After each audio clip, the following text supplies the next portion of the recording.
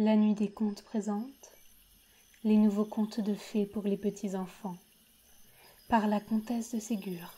Ourson, chapitre 9. Le puits. Agnella, Violette et Passerose se dirigèrent lentement vers les murs calcinés de la ferme. Avec le courage du désespoir, elles travaillèrent à enlever les décombres fumants. 2 jours se passèrent avant qu'elles eussent tout déblayé.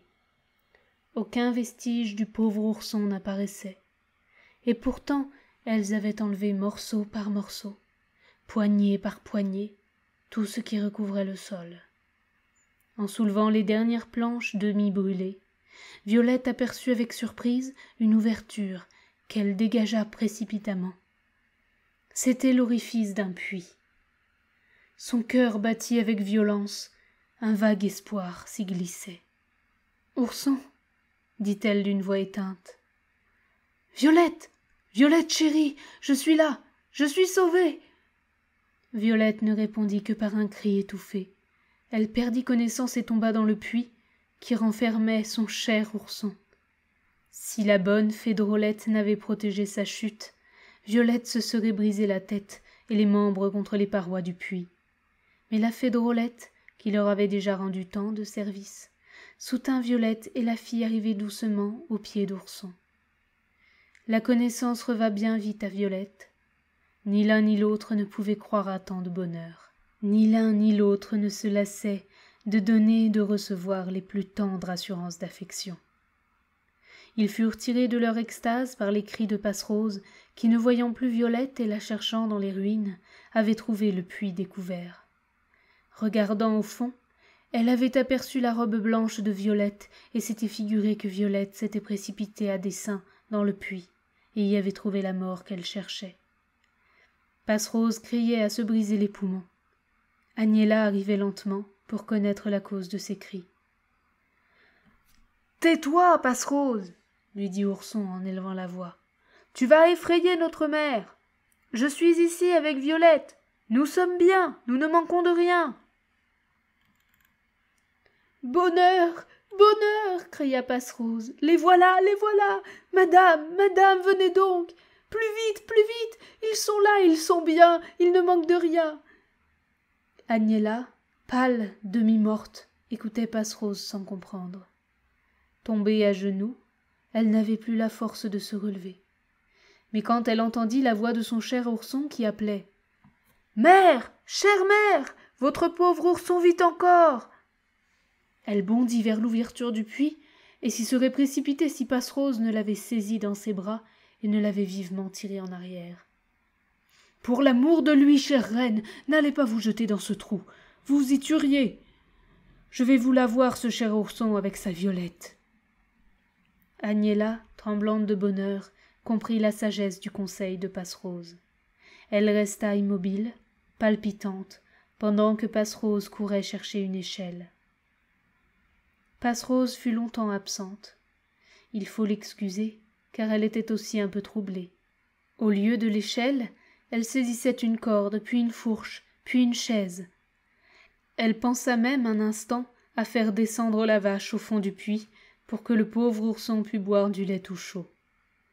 Enfin, elle trouva une échelle qui était là devant elle, sous sa main, et qu'elle ne voyait pas. Pendant que Passerose cherchait l'échelle, Ourson et Violette ne cessaient de causer de leur bonheur, de se raconter leur désespoir, leurs angoisses. « Je passais heureusement à travers les flammes, » dit Ourson. « Je cherchais à tâtons l'armoire de ma mère. La fumée me suffoquait et m'aveuglait. Lorsque je me sentis enlevée par les cheveux et précipitée au fond de ce puits où tu es venue me rejoindre, chère Violette. Au lieu d'y trouver de l'eau ou de l'humidité, j'ai senti une douce fraîcheur. Un tapis moelleux en garnissait le fond, comme tu peux le voir encore. Une lumière suffisante m'éclairait. Je trouvais près de moi des provisions que voici, mais auxquelles je n'ai pas touché. Quelques gorgées de vin m'ont suffi. La certitude de ton désespoir et de celui de notre mère me rendait si malheureux que la fée Drôlette eut pitié de moi. Elle m'apparut sous tes traits, chère Violette. Je la pris pour toi et je m'élançai pour te saisir dans mes bras, mais je ne trouvais qu'une forme vague comme l'air, comme la vapeur. Je pouvais la voir, mais je ne pouvais la toucher. « Ourson, me dit la fée en riant, je ne suis pas Violette. J'ai pris ses traits pour mieux te témoigner mon amitié. Rassure-toi, tu la verras demain. Elle pleure amèrement parce qu'elle te croit mort, mais demain je te l'enverrai. Elle te fera visite au fond de ton puits. Elle t'accompagnera quand tu sortiras de ce tombeau, et tu verras ta mère et le ciel, et ce beau soleil que ni ta mère ni Violette ne veulent plus contempler, mais qui leur paraîtra bien beau quand tu seras près d'elle. Tu reviendras plus tard dans ce puits. Il contient ton bonheur. » « Mon bonheur ?» répondis-je à la fée. « Quand j'aurai retrouvé ma mère et Violette, j'aurai retrouvé tout mon bonheur. »« Crois ce que je te dis. Ce puits contient ton bonheur et celui de Violette. »« Le bonheur de Violette, madame, est de vivre près de moi et de ma mère. »« Ah, que tu as bien répondu, cher ourson !» interrompit Violette. « Mais que dit la fée ?»« Je sais ce que je te dis, » me répondit-elle. « Sous peu de jours, il manquera quelque chose à ton bonheur. C'est ici que tu le trouveras. Au revoir, ourson. »« Au revoir, madame. Et bientôt, j'espère. Quand tu me reverras, tu ne seras guère content, mon pauvre enfant, et tu voudras bien alors ne m'avoir jamais vu. Silence et adieu. » Et elle s'envola en riant, laissant après elle un parfum délicieux et quelque chose de suave, de bienfaisant, qui répandait le calme dans mon cœur. Je ne souffrais plus. Je t'attendais. Violette, à son tour, avait mieux compris pourquoi le retour de la fée ne serait pas bien vu d'ourson. Depuis que la confidence d'Agnella lui avait révélé la nature du sacrifice qu'elle pouvait s'imposer, elle était décidée à l'accomplir, malgré la résistance inévitable d'ourson. Elle ne songeait qu'au bonheur de lui donner un immense témoignage d'affection. Cette espérance doublait sa joie de l'avoir retrouvé. Quand Ourson eut fini son récit, ils entendirent la voix éclatante de Passerose qui leur criait « Voilà, voilà l'échelle, mes enfants, je vous la descends, prenez garde qu'elle ne vous tombe sur la tête. Vous devez avoir des provisions, montez-les donc, s'il vous plaît, nous sommes un peu à court là-haut. Depuis 2 jours, je n'ai avalé que du lait et de la poussière. Votre mère et Violette n'ont vécu que d'air et de leurs larmes.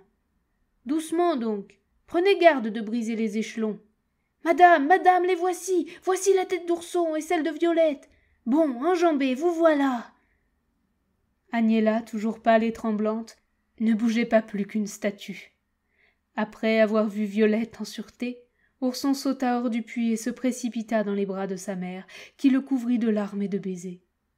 Elle le tint longtemps embrassé. Le voir là quand elle l'avait cru mort lui semblait un rêve. Enfin Passerose termina cette scène d'attendrissement en saisissant Ourson et en lui disant « À mon tour donc. On m'oublie parce que je ne m'inonde pas de larmes, parce que j'ai conservé ma tête et mes forces. N'est-ce pas moi pourtant qui vous ai fait sortir de ce vilain trou où vous étiez si bien, disiez-vous ? Oui, oui, ma bonne Passerose, je t'aime bien, crois-le, et je te remercie de nous avoir tirés du puits où j'étais. En effet, si bien, depuis que ma chère Violette y était descendue. À propos, mais j'y pense. Dites-moi donc, Violette, comment êtes-vous descendue là-dedans sans vous tuer ? Je ne suis pas descendue, Passerose. J'y suis tombée. Ourson m'a reçue dans ses bras. Tout cela n'est pas clair, dit Passerose. Il y a de la fée là-dedans. Oui, mais c'est la bonne et aimable fée, dit Ourson. Puisse-t-elle l'emporter toujours sur sa méchante sœur ? Tout en causant, chacun commença à sentir des tiraillements d'estomac qui indiquaient clairement qu'on avait besoin de dîner. Ourson avait laissé au fond du puits les provisions de la fée. Pendant qu'on s'embrassait encore et qu'on pleurait un peu par souvenir, Passerose, sans dire mot, descendit dans le puits et remonta bientôt avec les provisions, qu'elle plaça en dehors de la maison, sur une botte de paille. Elle apporta autour de cette table improvisée 4 autres bottes qui devaient servir de siège. « Le dîner est servi, dit-elle. Venez manger. Nous en avons tous besoin. La pauvre dame et Violette tombent d'inanition. Ourson a bu, mais il n'a pas mangé. Voici un pâté, voici un jambon, du pain, du vin. Oh, vive la bonne fée !» Agnella, Violette et Ourson ne se le firent pas dire 2 fois. Ils se mirent gaiement à table. L'appétit était bon, le repas excellent, le bonheur brillait sur tous les visages. On causait, on riait, On se serrait les mains, on était heureux. Quand le dîner fut terminé, Passerose s'étonna que la fée n'eût pas pourvu à leurs besoins. « Voyez, dit-elle, la maison reste en ruine, tout nous manque. L'étable est notre seul abri, la paille notre seul coucher, les provisions du puits sont notre seule nourriture. Jadis, tout arrivait avant même qu'on ait eu le temps de le demander. » Agnella regarda vivement sa main. L'anneau n'y était plus. Il fallait désormais gagner son pain à la sueur de son front. Ourson et Violette, voyant son air triste, lui en demandèrent la cause. « Hélas, mes enfants, vous me trouverez sans doute bien ingrate, au milieu de notre bonheur, de m'inquiéter de l'avenir. Mais je m'aperçois que dans l'incendie j'ai perdu la bague que m'a donnée la fée, et qui devait fournir à toutes nos nécessités, tant que je l'aurais à mon doigt.